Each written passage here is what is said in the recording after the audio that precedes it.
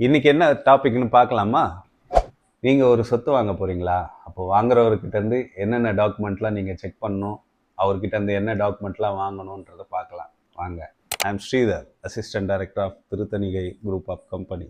முதல்ல நம்ம parent document check பண்ணணும். பேரண்ட் டாக்குமெண்ட் அட்லீஸ்ட் ஒரு 30 வருஷத்துக்கான டாக்குமெண்ட்டு செக் பண்ணுங்க. உங்களுக்கு விற்கிறவர் யாருக்கிட்ட இருந்து வாங்கினாங்க, அவங்க அதுக்கு முன்னாடி அந்த சொத்து யார் வச்சுருந்தாங்க, இந்த டீட்டெயிலை கரெக்டாக இருக்குதான்னு செக் பண்ணுங்க. அடுத்து நம்மளுக்கு விற்கிறவரோட பேரில் உள்ள சேல் டீடு கரெக்டாக இருக்குதான்னு செக் பண்ணணும். அடுத்து பட்டா, நம்ம நம்மளுக்கு விற்கிறவங்களோட பேர் அந்த பட்டாவில் இருக்குதா அப்படின்றத கரெக்டாக நம்ம செக் பண்ணிக்கணும்.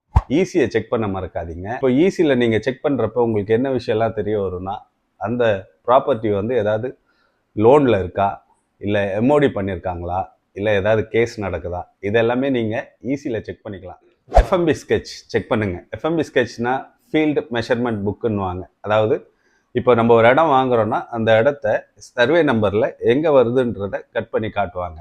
ஸோ அந்த எஃப்எம்பி ஸ்கெட்சு கரெக்டாக இருக்குதான்றதை செக் பண்ணுங்கள். அந்த சொத்தோட பேரண்ட் டாக்குமெண்ட்டு, ஈசி, பட்டா, இது மூணுத்தையுமே 30 வருஷத்துக்கு கண்டிப்பாக லிங்க் கரெக்டாக இருக்கான்னு செக் பண்ணிட்டீங்கனாலே அந்த ப்ராப்பர்ட்டியில் எதுவும் பிரச்சனை இல்லைன்னு தான் நம்ம தெரிஞ்சுக்கலாம்.